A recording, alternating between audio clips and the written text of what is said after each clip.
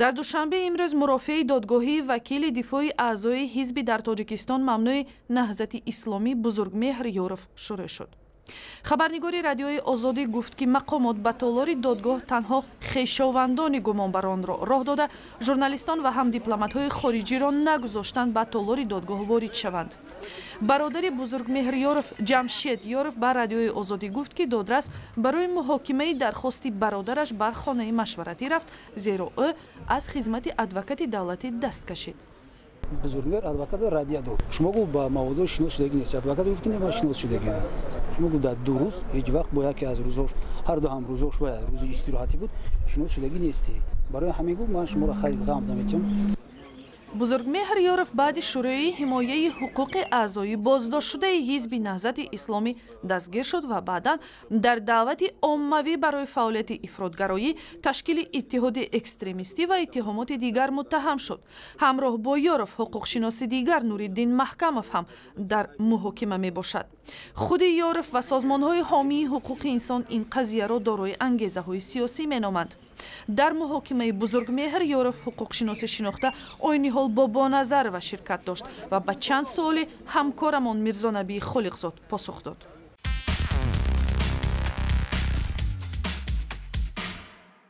аз ҳама аҷиба шуд ки ӯ бо либоси адвокатураӣ иштавуд. якум бор ман ин чизро дидам ва вақте ки аз ӯ хоҳиш карданд ки барорад вай либосро, гуфт ман намебарорам, чунки ман қарори суд нест ки ман гунаҳгорам, ман адвокат ҳастам. Яъне ин сару либоси расмии адвокатӣ буд, дар танаш хеле зебо буд. агар умумӣ гӯем, хеле ман чизе ки ӯро мешинохтам солҳои пеш ҳамон хел аст. пеш аз ҳабс, баъд вақти ҳабс ягон чиз дигар нашудааст. ҳамон забони буро, ҳамон иродаи мустаҳкам.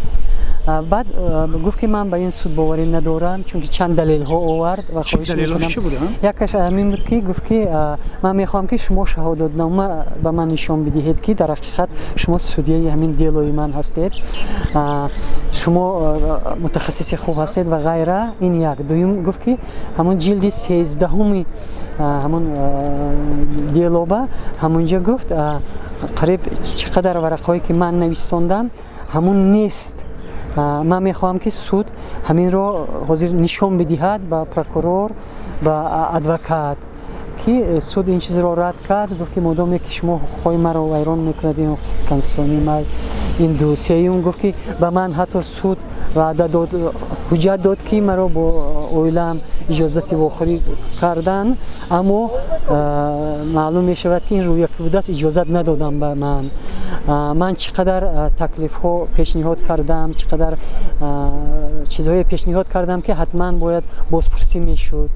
он ҳуҷҷатҳое ки ман дода будам дар ин делҳо нест. яъне ки он хеле маводҳое ки гуфт ки бояд мешуд, он маводҳо нест. яъне ки вай гуфт ки ин характери сиёсӣ дорад, ин супоришӣ аст.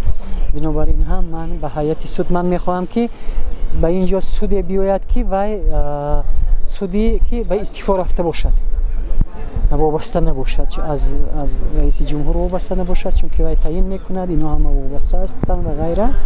ва дар бинои модоме ки суди озод аст, дар бинои калон суд бигзарад бо иштироки журналистҳо ва телевизион, ки маълум шавад ки чӣ аст. яъне ки бо ҳамин сабабҳо, яъне ки вай гуфт ки азбаски ҳуқуқҳои манро инҷо вайрон кардан, бинобар ин ман мехоҳам ки истифои судро.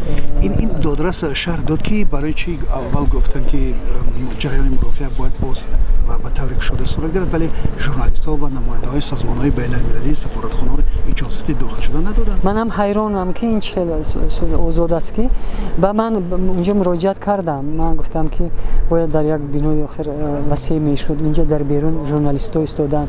инҳо мегӯянд ки ин озод аст, кушода аст, аммо дидед ки ҳеҷ нафаре унҷо роҳ наёфт.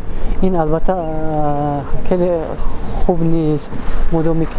модоме ки озод аст, ягон сирри давлатӣ инҷо нест, бояд ҳатман вақте ки додрас парвандаи Бузургмеҳру он Нуриддин Маҳкамов муаррифӣ мекард, оё дигаргуние дар парвандаҳо کم و زیاد کردن شدن ماده ها اینها مشاهده میشد یا همون ماده های پیشین؟ همون ماده های پیشین است. فقط بزرگمهر یارف گفت که اون موادهایی که من پیشنهاد کرده بودم اونها نیستند در این جلد های جنوبی. اکنون و غیر از این وای از ادوکاتش دست کشید، گفت که این ادوکات عموما دیلو رو نخونده است.